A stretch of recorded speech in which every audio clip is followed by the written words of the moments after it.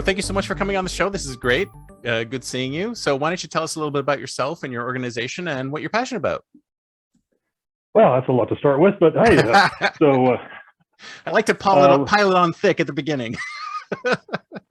so my name is Richard Swart, and I used to be an academic. I had a position at the Haas Business School for a while. I also taught at UC Irvine for a while. Mostly last 8-10 years of my career, I've been focused on platform investing, fintech, sort of any mechanism that uses cooperative social behavior to finance innovation. So I ran a research team at UC Berkeley, the program for innovation and entrepreneurial finance, basically looking at new ways of financing entrepreneurship. I've also done a lot of board work and advising work.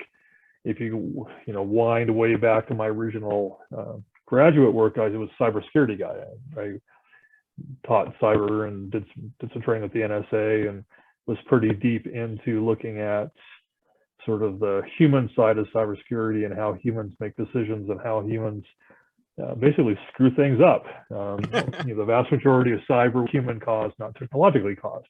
So everybody else is writing algorithms. I was trying to figure out why organizations can't seem to fix this. More recently, I've been spending quite a bit of time doing work in artificial intelligence and been an advisor to, and for a brief period of time, an employee of a San Francisco-based artificial intelligence company called CrowdSmart, which is one of the most interesting companies I've run across probably the last 10 years or so. It's a novel application of AI to improve the way that humans make decisions. So it's not neural networks and machine learning. It's actually sort of getting computers and humans to reason together. And I'm pretty fascinated by that. I've also done a lot of advising work with several family offices and high net worth individuals. Sort of fell into that by accident. But sort of really enjoyed meeting people that have massive resources and capital and trying to help them figure out how to actually have bigger impact. So I sort of split my time between advising work, consulting work with some organizations, and some direct engagement with a couple of startups.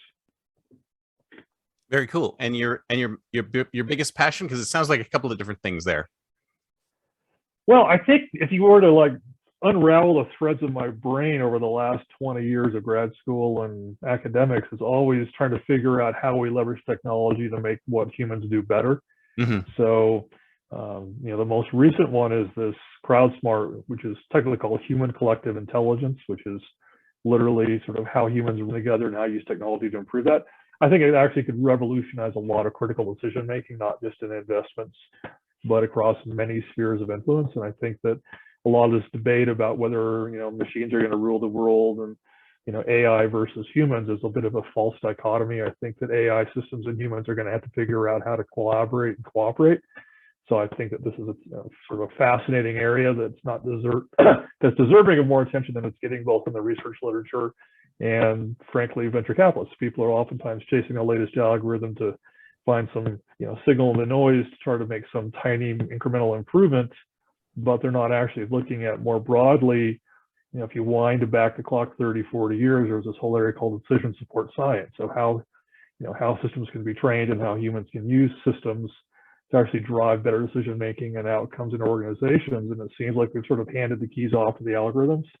And I think that there needs to be a little bit more of a balance between well-trained humans and appropriately trained algorithms, and how we can get the two to collaborate.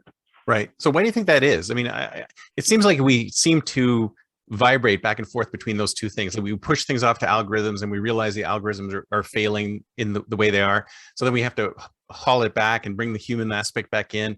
And it just keeps going back and forth. Why do you think that is? Are we just finding the algorithms wanting, or? No, I think the algorithms can be incredibly effective in narrow use cases or trying to solve specific problems. And things like breast cancer detection or radiology, where you really can train them to detect things faster and more accurately than a human can. And there are certainly applications where looking for tiny discrepancies in large data sets, over hundreds of thousands or millions of training episodes, really can result in a better solution. Now, what I find fascinating is that very little work has been done. In fact, there's almost no academic research looking at can you use artificial intelligence against human input, not just like scraped web data or price signal data? Mm-hmm. And it seems like there's this idea that artificial intelligence has to be built on massive data sets. And obviously, there's a lot of money to be made if you can predict customer behavior. However, there's actually this new wave of artificial intelligence looking at this intersection of human reasoning and AI. And what used to take 200,000 or 300,000 pieces of data due to some advances in the industry, and I'm not an AI deep tech expert, I sort of look at the application of and gaps in people's understanding of AI and gaps in understanding how people make decisions. So I don't want to pretend that I'm a PhD in artificial intelligence, because I'm not. But there's this new area where you can take input from 10 or 20 humans, train AI against that, and have just as accurate of a decision as you could having 200,000 or 300,000 or 500,000 or 2 million data points. So the idea that you can leverage the pattern recognition and the insights of a human brain with the pattern detection of an artificial intelligence system, most people aren't talking about that. I think it's a fascinating area that deserves a lot more academic study and, frankly, a lot more venture capital investment. Right. Now, the only downside I would think of is that how can we be sure that the humans are curating the right data for the AI to look at? Because, I mean, the AI can look at so much data and we're curating that down to a smaller set. How do we know that the humans are doing the right thing to feed the right data into the AI? Well, I guess it's a question of, are you feeding the right data into the AI, or is the AI pushing the humans to look at better data? So if you actually have a team of humans collaborating around a decision, whether that's the best patient treatment for stage 4 cancer, a bunch of oncologists and scientists, or whether you're looking at a geopolitical question, for example, how are you going to manage food insecurity in Tajikistan and Pakistan, given the Taliban's activities, where there's almost like more what the CIA and the State Department would be doing around very complex decisions about future events, where there basically is a limited set of data to begin with. You can make predictions, but you don't really have a large set of data. Or in early stage investing, where you're looking at, you have a business model and you have some indications and you have some valuations from similar companies, but you really don't have enough data on the performance of that team in that sector with that technology. So I think the distinction is, rather than thinking about humans training AI, think of AI improving human reasoning. Now, the key there is, how do you know you have the right collection of humans? And that's really the crux of most of this. Is there's a professor named Dr. Scott Page at University of Michigan, and one's really wonky and likes to look at academic research. One of his books is called Difference. He has a couple of interesting papers, but Dr. Page has actually looked at and mathematically and proven that diverse teams make more accurate decisions and better decisions. Now, when we talk about diversity, we typically think about things like BIPOC and racial diversity or sexual diversity. But what he's looking at is, those things are critically important. I'm not saying that's not important, but he also looks at cognitive diversity.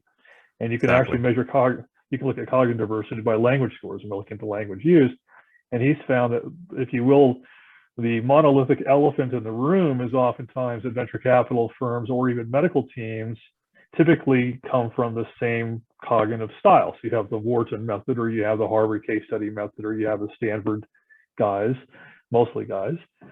And what we found is that the biggest risk is, even if you do recruit individuals who are female, minority, or hit some other diversity metric, if they were still trained by and grew up intellectually in the same sort of a system, Harvard people still think like Harvard people. Exactly. And so that's what most people don't look at, is bring in someone from WashU and St. Louis, bring in someone trained in Scandinavia, bring in someone who's a serial entrepreneur, bring in different perspectives where you don't have the cognitive bias built into the training. So that cognitive diversity is actually much more predictive than racial or gender or any other form of diversity, if you're looking at, does a team make the right decision?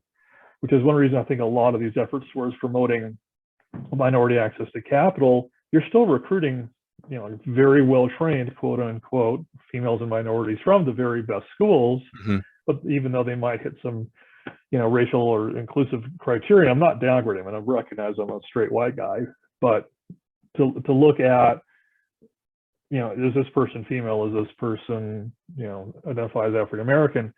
I'm more concerned with what's their intellectual background, what's their cognitive training, what's their life skills and experience, and do they provide a literal different perspective and different viewpoint, or are they trained in the same schools? Absolutely. I mean, there was this, I don't know if you saw that picture of the Huffington Post editorial staff, and it was all white women. And people were saying, oh, look how diverse this team is. And it's like, even if they're all white women, it doesn't matter how they look. They could be incredibly diverse behind the scenes. I mean, their backgrounds could be completely different. So just because they look the same doesn't necessarily mean they're not cognitively diverse. Correct. And I think you have to engineer in that cognitive diversity when you create a team. Yeah. And the other thing is there are some training methods. Dr. Kahneman has a book, Super Forecasting, and there's some others out there. But you can actually train humans to make better decisions and to do better forecasting. And in Kahneman's book, he took non-experts who had no access to intelligence agency data, and he compared them. They had a U.S. government intelligence agencies funded project comparing their ability to predict using Kahneman's methods versus people inside the agency with full access to the entire stream of data. And the non-experts without access to data made better predictions than the agency analysts did. Wow. Actually, I'm not surprised at that. Yeah. And so it was pretty, his results were so dramatically better, they actually shut the study down and gave him the contract, and he's now doing some training for them to Dr. Daniel Kahneman. So, I mean, sorry, Phil Tetlock, I said the wrong name, but Phil Tetlock. So I think the question when we look at diversity and diversity of decision making is cognitive styles and life experience. It's not necessarily just hitting the right metrics. And I think that's one of the main reasons. Now, there's another elephant in the room a lot of people don't talk about, and this might be a little sensitive, but we're doing a podcast, so let's be a little controversial here. Women can actually be women's worst enemies. I mean, women venture groups and women angel networks that invest in other women oftentimes are harder on them and more challenging of them and provide more pushback against other women founders. So just creating a panel of women or any other diversity factor, but specifically we have data about women investing in women, they can be really tough on each other. Oh, yeah. Oftentimes they sort of don't invest in or don't support other females because of some social dynamic, and I'm not qualified to unpack all the reasons for that, but we know it's a fact. And so if you create diversity, it's not a matter of just having a bunch of Huffington Post board members. It's a matter of literally, male, female, black, white, young, old, West Coast, East Coast, undergraduate, and PhD. I mean, literally, the more diversity you have, the better. And Scott Page's book is called the Diversity Prediction Theorem. He's actually been able to demonstrate that if you have a cognitively diverse team, you make far better decisions in business than not. But most people just look for racial diversity or gender diversity, and they don't actually look for cognitive diversity. Right. So when you're looking at building a cognitively diverse team, what do you do? Do you look at backgrounds? Do you look at their resumes and say, oh, this person spent time in Africa, or this person moved around all over the place? Do you just look at that, or is there some kind of test that you can use to sort of indicate some kind of cognitive diversity index or something like that? I'm not here to promote CrowdSmart, but they actually do have some technology which measures diversity of reasoning and the accuracy of predictions of teams. So you can take their technology, put it into a team, and over time you can actually see which team members provide input that sort of challenges or improves the thinking of the teams. You can basically measure contribution capacity, and it's done in a way that all the input, part of what you have to do is you have to have single blind input, so you don't know that the person's idea that you're challenging is your boss, or that it's the CEO or the founder of the company, because then all the social dynamics get in the way of good decision making.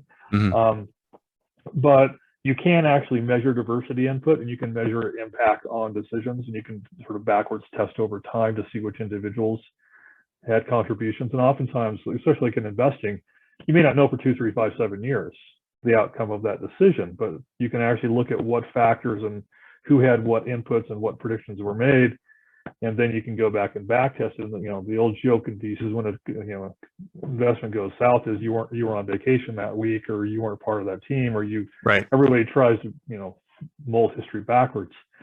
So you can actually measure it. The other question is you literally look for educational experience. We know that people that are raised in the same prep school, there's a very much a Silicon Valley bias. So, you've got Stanford. I did a postgrad at Stanford. There's a certain way of looking at the world in certain institutions, and we tend to hire each other, and we tend to be on boards together. It's a community or a tribe.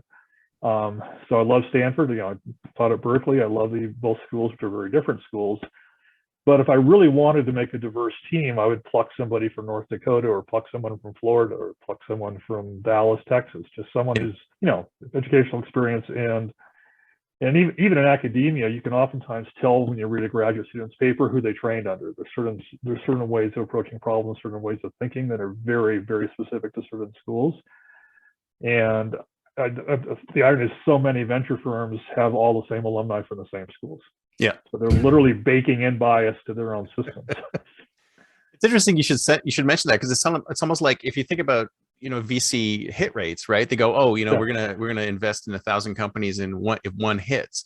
Maybe part of the reason is that their rates are so low is because they're not implementing the cognitive diversity. Maybe if they had more cognitive diversity, they'd have higher hit rates, because they can take bets on more sort of obscure people that they're not necessarily connected with. You're absolutely right, Chris. And part of it's also that the junior analysts and the associates know the biases of the GPs and the principals in the firm. And oftentimes they write their investment memos, or they write their analyst reports to not get in trouble with that partner. Right. And so kind of like when I was in school, and I would write you would find out who was marking the paper before you wrote the paper. You're like, is it the TA? Is it the professor?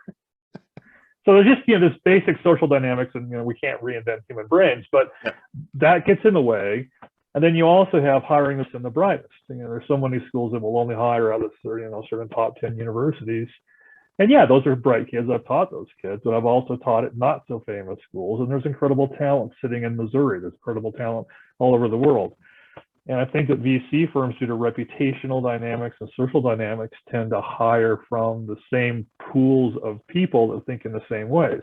Or you do these, you go through your MBA program, and you go through investment bank, and you go from investment bank to VC. So you're trained in, Goldman Sachs thinking, as opposed to, and I always advocate for having exited founders involved, not just, financial experts involved in the VC world.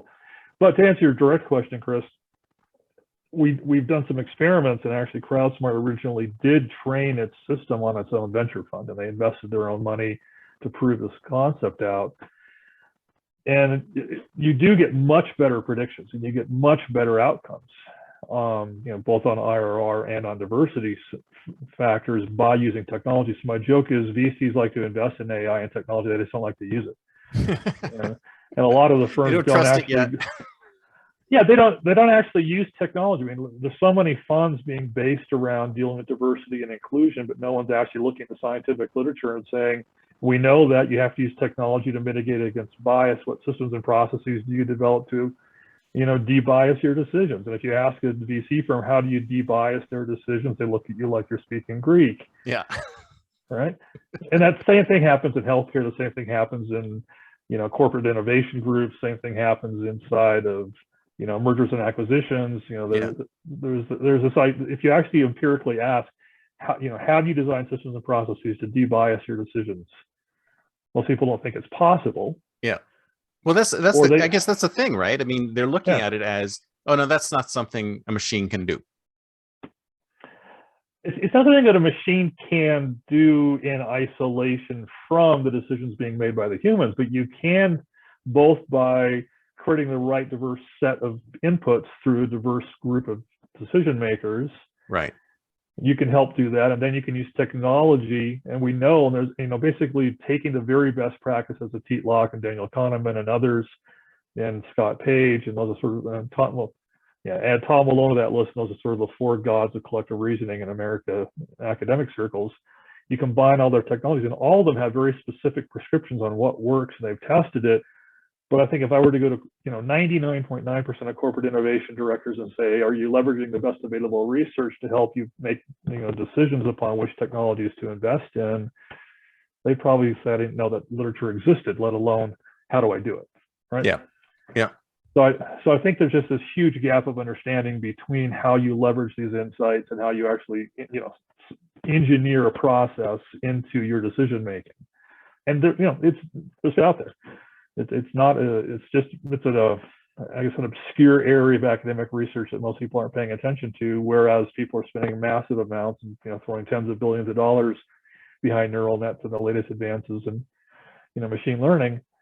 But there's still that gap between the output of the system and the human making a decision based on the output of that system. Right. Why do you think is it just like a human cultural thing where we always do the either or? Oh, machines are going to just take over, or we have to have humans. Like, why can't we have, I mean, people have coined, terms like centaur and things like that, where you've got humans and machines making decisions simultaneously, or them inform each other, helping each other. Why do you think we can't look at that blended model and say, yep, that's the way to go? I think it's actually a bias among a lot of academic researchers that they don't believe you can get rid of bias. So bias about bias. The bias is that there's no way to get rid of bias. I love it. So if they don't believe that you can do it, they don't do experiments, or they don't really follow the literature. Now, the other thing is, frankly, researchers respond to incentives. And so the NIH and DoD and In-Q-Tel and other groups out there have very specific technological solutions they're looking for. And oftentimes there's a lot of grant money and a lot of incentives around finding a solution, whether that's facial recognition, or there's getting back to like national security, there's people combining facial recognition with body language as artificial intelligence, making predictions upon violence propensity based on how a person's walking into a building. I can understand why the DHS and military bases and government wants technology that does things like that. And that's all based on massive pattern learning, traditional AI or third generation AI. I think that there's also a gap in the management literature where they think mostly about how do you take these, bright-eyed, bushy-tailed MBA students and train them at Harvard or Chicago or, Duke, and turn them into really good managers. But there's sort of the tech class over here, and then there's the how you reason and how you make decisions in your management theory over here, and they don't really ever get together. I mean, I've taught on business faculties. I think there's just a broad recognition, and the other thing is, historically, decision support systems were all the rage in the 80s and the 90s. And I remember that. I remember that the acronym. Yeah, you and I haven't. Yeah, you have enough gray hair. Most of your audience is probably looking at me like, "What is this guy talking about?" But this was a thing, and people put a lot of money into this thing. Oh yeah, nothing ever seemed to have come out of it, though. I mean, nothing really ever seemed to work. Yeah. Right. No, I think it was like most, like ERP systems, 95% or 10 times over budget and take 10 times longer, right? Yeah. I think there was a massive amount of money wasted. And also look at the technology was being used in the early 1990s versus technology today. And I think it's almost time for, I would advocate for it's time for a renaissance in that technology, but you don't have a lot of organizations pushing for that.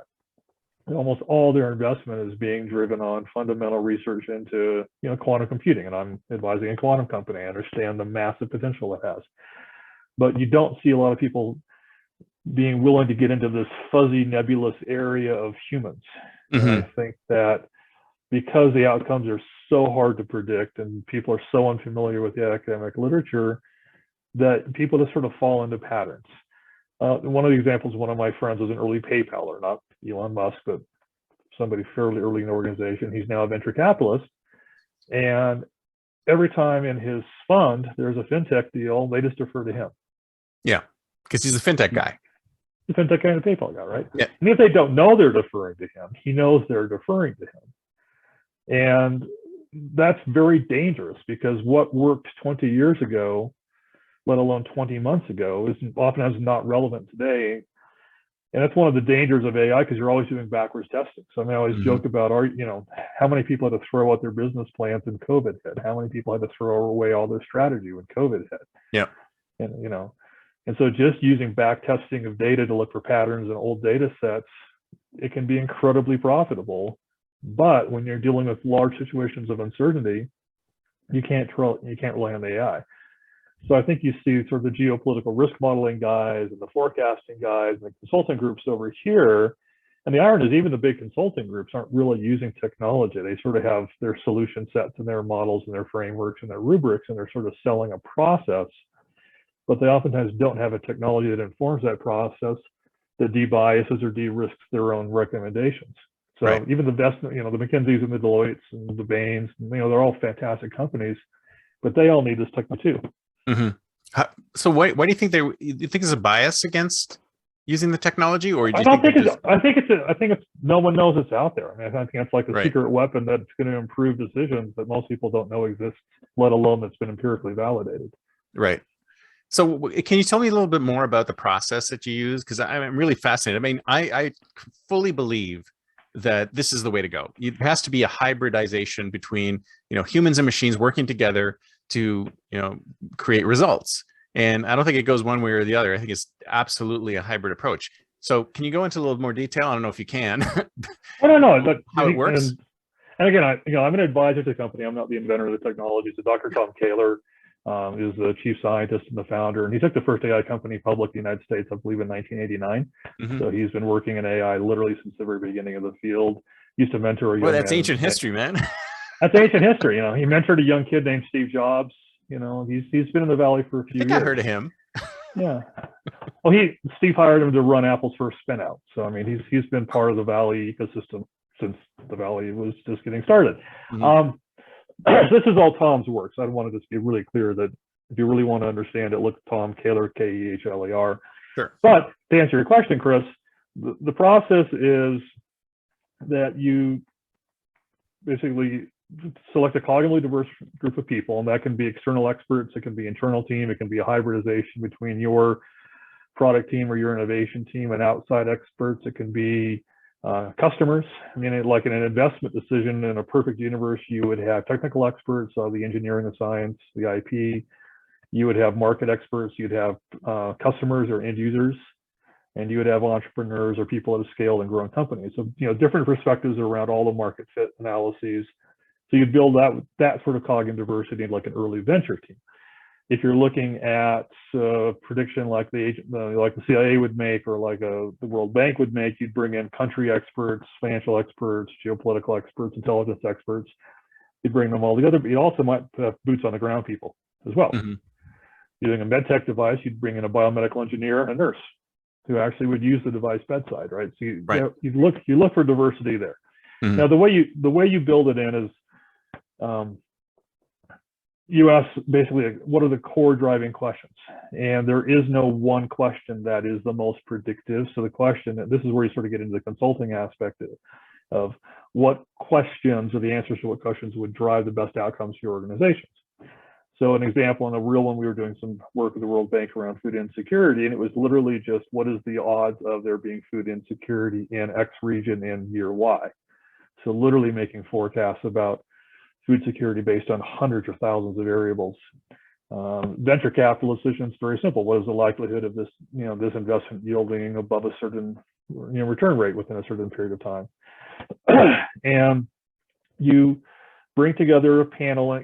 Mathematically, it works at about 12 people. Doesn't need to be hundreds. Ideally, it'd be 20. You start getting above 30, you don't really see any more increase in predictive power. So the sweet spot's probably 22, 25 humans. Hmm.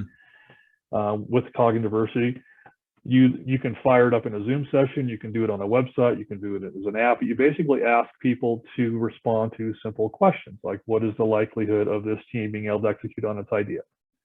Or if you were an investor, would you be excited by this opportunity? So you take core questions that probably drive at different fundamental aspects of the decision.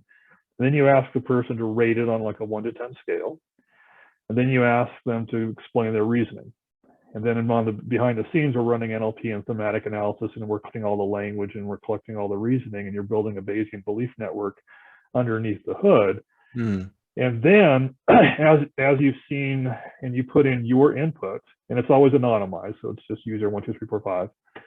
And it says, then would you like to rank and review other people's input? And so then it then presents you other people's answers to the same questions, again, anonymized. Mm-hmm. And the system intentionally tries to push you. So if you're sort of clustering with all the people that are very bullish on some aspect or some theme of the decision, the AI will intentionally go for cognitive diversity or divergence, and it will show you ideas that challenge your idea. I love that. Ask you to respond to that. So the AI is sort of doing, if you will, a master facilitator's job. Right. Out of a good, right? It's doing it technologically. And then what happens is you're able to see how other people have responded, and you're asked to sort of like rank order them, literally drag and drop. It's a pretty easy interface. And so we're basically building knowledge about reasoning, and we're building knowledge about themes, building clusters of ideas, and then we're seeing which ideas are having the most effect on other people's ideas. Mm-hmm. And when it keeps trying to push for divergence until you really start seeing convergence, so you intentionally push people to, excuse me, see things that they're not normally expecting to see, or people are thinking differently than them. Right. So think about this: you have a 26-year-old junior analyst or young engineer or newly trained doctor, or whatever the situation might be. That person may or may not be comfortable speaking up and challenging someone else's ideas. But if they do it usually aren't. Usually are not. Usually are not. And there's also, cultural and racial and all sorts of biases that are built into social interactions. But if you do it in a way that it's asynchronous, distributed, and anonymized, people are much more free to respond. And then in the background, we do have experience of doing all the Markov modeling and all the training of the systems, and over hundreds of thousands of simulations and hundreds of actual venture investment predictions have been built using this system. One of our clients is the University of California Office of the President Investment, basically what used to be called the Regents Fund, the University of California. So they're now using it to make all their decisions around very large scale. Do we put X number of tens or hundreds of millions of dollars into some private equity fund? Right. So it can be used at late stage stuff. We've also done it around medical stuff around COVID at Cedars-Sinai Hospital during the COVID outbreak. So you just have to collect the right group of individuals around a certain outcome you're trying to predict. And it only takes a few days for the system to run. And then you can actually see other people's responses to your ideas, and you can respond to their responses. And interestingly, because we're asking people to explain reasoning, it seems like rather than turning into social media of bashing being critical, it's something about the way the system is engineered really pushes people to have better contributions. And another interesting thing that we have found is, even though our pool of experts, because we were found by a bunch of old white guys in Silicon Valley, 80-something% of our founders were males, 80% have graduate degrees, pretty much looked like us. Even though it was a very sort of monolithic, traditional Silicon Valley group, and it was about 2,000 experts, although we had a pretty broad panel that we built together.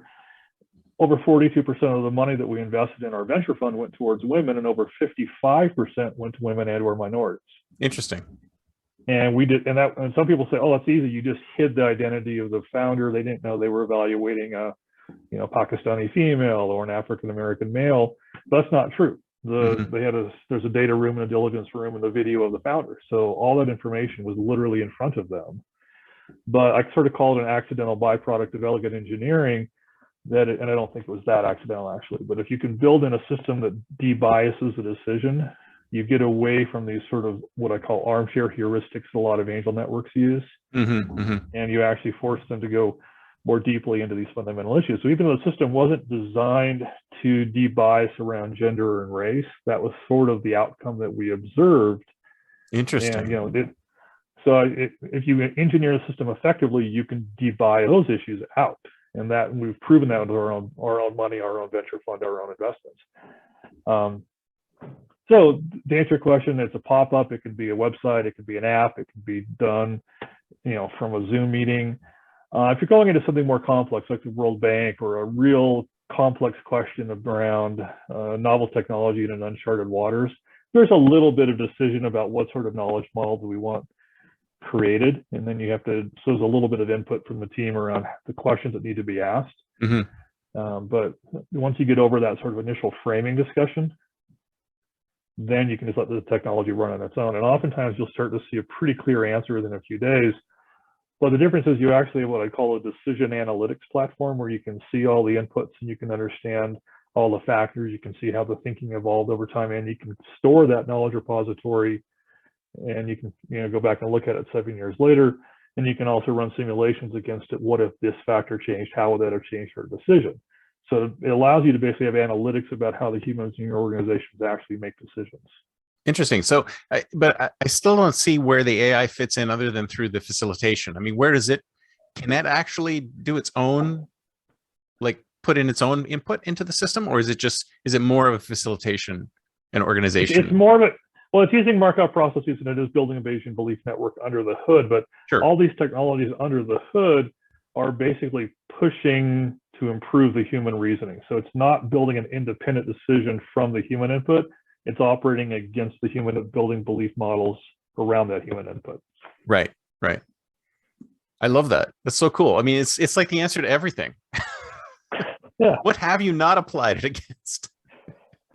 Oh, there's a massive amount of things, and we're finding, and I love the idea because my doctorate information system, I studied how organizations fail to make good decisions in cyber. So if you think about, a lot of my academic brain is around, under complex technology decision making, why organizations blow tens of billions of dollars and don't get outcomes they're looking for. So to me, this is real technology that, if applied correctly, can make massive changes. Now, it gives the stakeholder, the project owner, whatever phrase you want, access to how that decision got made.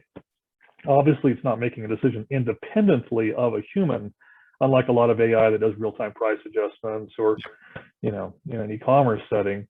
So this provides a set of data with a mathematical prediction, which is then consumed by a decision-making group, which then acts upon the data. So it's not instantaneous, and you still have the ability of a human to override the system. Right. And you would, I mean, even though the humans feed into it, it's not going to necessarily create an automated decision at the end. No. Or it could, I'm assuming. It could say, if, like in an investment committee context, if the, over 90% of the team gave it, excellent ratings. I'm not exactly how the framing was done, but say a 90% confidence score. Yeah, you could say automatically invest off that. And realistically, it probably would be more applied in the reverse, or it would be screening out the bad deals very quickly and eliminating and narrowing down your pipeline. Or if you're looking at corporate innovation budget, throw in 20 or 30 ideas that your teams come up with around solving a particular problem or potential acquisitions. And you could very quickly filter those 20 or 30 ideas down to 4 or 5 that deserve the most attention. Yeah. No, I love it. That's exactly the use case I was thinking that would be great for this. No, we have corporate innovation groups looking at it, and one that's doing a trial right now doing that exact thing. I can't say what, we're under NDA, but a well-known company. So yeah, that's a use case that's actually being tested right now. So I think that technology, I think of everything from, I would love to even see college applications being used where there's actually some group of people looking at it, not just people looking at files and liking the essay or not liking the essays. I mean, I realize there's some technology there, but there's so many areas where there's so much bias in how decisions are being made. And even after the decision is being made, you don't actually have any repository. You might have an investment committee report, but you don't have all the thinking and discussions that went into the creation of that report. Yeah. Or you may have a consulting opinion in medicine, but you don't have all the discussion between the nurses and the patient and the patient's family. So basically, how do you capture the knowledge artifacts that go into making a decision? And we can do that. I love the concept where you're talking about it's like almost like a social media. I would love to be able to see Facebook or some other company build social network based on this technology, because then you can debias it. You can do. It seems like it's so much more powerful than anything that's out there. No, I mean, John Seeley Brown just joined our board. He thinks it's one of the most disruptive technologies he's seen in the last 20 or 30 years. I mean, it really has the potential. I think about sales forecasting and Salesforce. I think about Zoom. I think about people trying to compete with Zoom. I mean, what if you could actually add intelligence to the outcome of a meeting? Yeah. Or capture intelligence during a meeting, and have that as have those knowledge artifacts that can be consumed by other systems, build predictions around them, and then learn about your own organization. Think about an HR department wanting to know, which of its employees actually contribute the most value to making critical decisions on teams, as opposed to who has the most political power or the most, the best academic resume or just some other metrics. And actually, careful, you're freaking out senior leadership there. Oh, I'm sure we're going to freak out a few people. That's fine. It's where I love it. I mean, I like the sorts of technologies. I play in quantum. I play in AI. I mean, I love seeing where technology can go, Chris. I know you're the same way. Yeah. Yeah, hierarchies are there for a reason, right? Yeah. So I think these core sets of technologies really could revolutionize a lot of the ways organizations behave. I don't, maybe we need to hire the world's best marketer, or, get. They just need to be brave enough to do it. There must be, I mean, like you said, you have customers, or CrowdSmart has customers. So there must be some companies that are brave enough to work with that technology and at least implement it, even in small ways, just to see where it goes. Oh yeah, I mean, IBM's a reference customer. We can talk about them. We can talk about the University of California system as a reference customer. Generation Capital, Al Gore's a venture fund based out of London, is using it. But we pivoted and launched our technology just in February of 2020. Great timing with COVID, by the way. And well, it's all remote anyway, right? It sounds like you don't necessarily need to have people in the same room to do the analysis. No, it's all distributed. But we actually took a lot. I misspoke. It was September of 2010. We spent several months re-engineering and relaunching the product, and frankly, using the COVID break to spend a lot of time on engineering. Mm-hmm. There wasn't so much happening. The first few years it was an in-house tool built for our own venture fund, and then we decided to release it as a tool for the broader community. So yeah, we're still getting the word out there, and we have some pretty powerful people starting to pay attention to it. I think a lot of venture capitalists, for a lot of social reasons, don't want a tool to sort of challenge or be in the way. So the large venture funds are certainly aware of us. Yeah. I don't think Sequoia or Andreessen's going to come knocking on our door tomorrow and saying we'd like to take your technology in house. I think the 100 to 500 million funds are looking at it as a way of making better decisions, because obviously even an incremental improvement in accuracy can have huge results for those guys. The most excitement we're getting is corporate innovation groups and corporate venture capitalists. They're trying to figure out how to deploy limited set of resources. And there's always this intersection between corporate strategy, future roadmaps, and technology. And they have this internal set of expertise, but they also need external perspective. And oftentimes they can't figure out how to marry those two together well. And many of them are experimenting with and have used technology to bridge that gap. Love this. Love this. If I were a internal corporate innovator, I'd buy this in a second. I love it. So it's time to think like a futurist. It's the year 2031. Where will things be? Where do you see CrowdSmart being, and where do you see the whole field being? Oh, 2031, 10 years from now. I think it's going to be the Intel inside of decision making. I think this set of technologies will really have massive uptake in the next 10 years. I don't know if CrowdSmart will exist as an independent company or it will be acquired. And I'm on the executive team, so I have no idea what the strategy is. I probably guess that someone like Zoom is going to come along and say we want this technology and bake it into something else, but I don't know.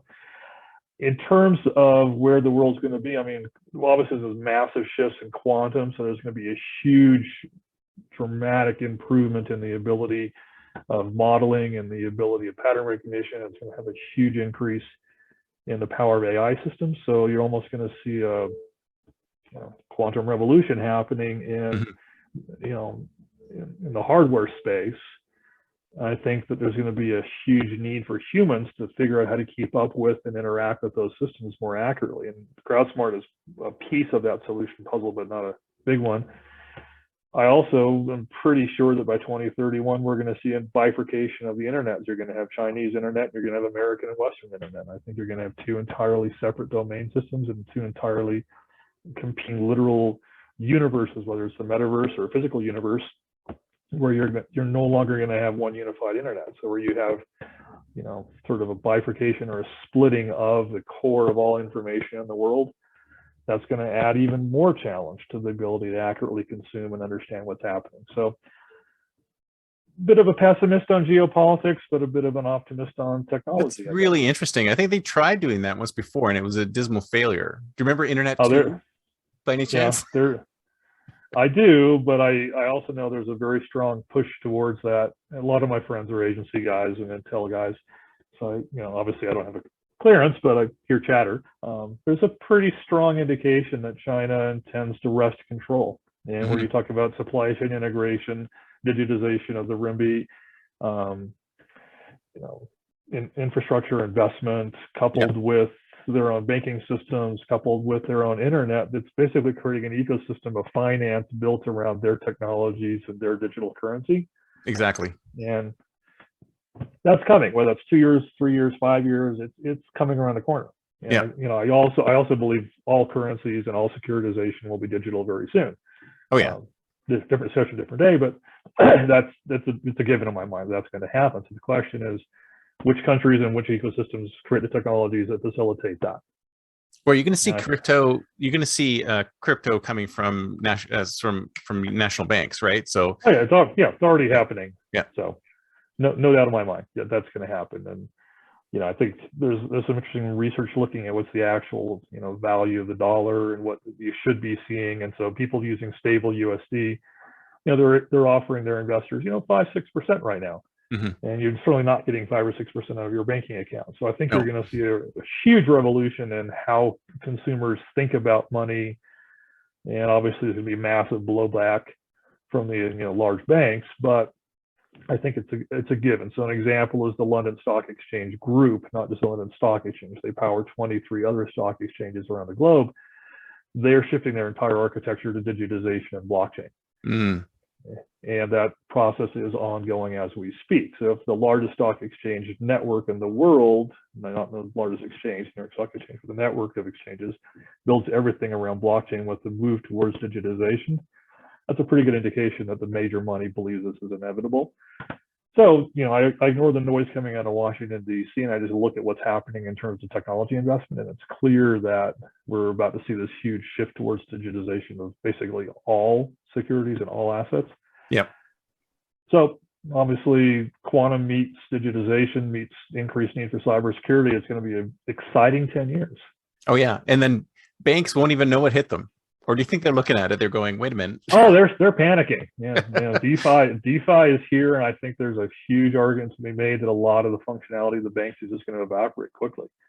So, there's going to be this cultural revolution around how consumers interact around finance as well, which goes back to my platform training. But I think most people are unaware of the shift towards DeFi, and it's absolutely going to happen. Most people are unaware of the bifurcation of the internet. And most people don't have a clue about the massive shifts about to come through quantum. Mm-hmm. So all three of those combined imply, almost like another internet boom, but larger. Don Tapscott says that more money will be made through the transition to blockchain than has been made in the entire history of the internet so far. Wow, it's a broad claim. That's amazing. His claim not, and his TED Talk on blockchain is the most viewed TED Talk in the world. Mm. It's number one in the world. So, and Don's a buddy of mine. I've known him for years. I don't know if I necessarily agree it's that much, but he's pretty accurate. He's a futurist, and he's got 17 bestsellers for a reason. Yeah. So I think it's a massive shift that's occurring, but it's so technological, most people aren't aware of it. And I always think about the fact that technology without humans doesn't always lead to good outcomes. So I always try to think about how I can insert humans into that. So whether it's my consulting work or working with CrowdSmart, I always try to play at that level of how you aggregate inputs and how you aggregate insights. And it's going to be a very busy decade for me. I think. Yeah. No, and I agree with you. I think we have to continue to press to continue to bring humans into the conversation, because there's more and more people saying we have to take humans out of the conversation. And I'm like, that's the wrong direction to go in. We have to do this together. Absolutely wrong. We know that the algorithms are biased. It's not just in terms of gender, but an algorithm can only do what it's programmed to do with the data it's trained upon. And it's always got some undergraduate level answer to a nuanced question. But I think the more smart the algorithms become, the more critical it is that humans can reason with those systems, but that also we use technology to improve the reasoning of the humans. Yeah. If we make the same biases and the same cognitive distortions and the same mistakes we've always made without using technology to improve the human aspect, then the imbalance is just going to grow even more. Yeah, absolutely. I'm totally into that. Using technology to improve humanity. I love it. I love it. So if somebody wants to get in touch with you, what's the best way? I actually dropped off almost all social media. I'm on my LinkedIn, Richard Swart, PhD, that's S-W-A-R-T, and then I have my own website, which I'm about to launch. Hopefully by the time this comes out, the new one will be there, but it's just richardswart.com. Okay, great. I'll put your contact information in the show notes, so if anybody wants to get in touch with you, they can directly. So this has been great. This is very, very interesting stuff, and I agree with. I'm almost 100% of what you're doing and saying. It's good stuff. It's really good stuff. Good to hear. It's been a fun conversation, Chris. Thanks for having me. All right. Thank you, sir. Have a good one.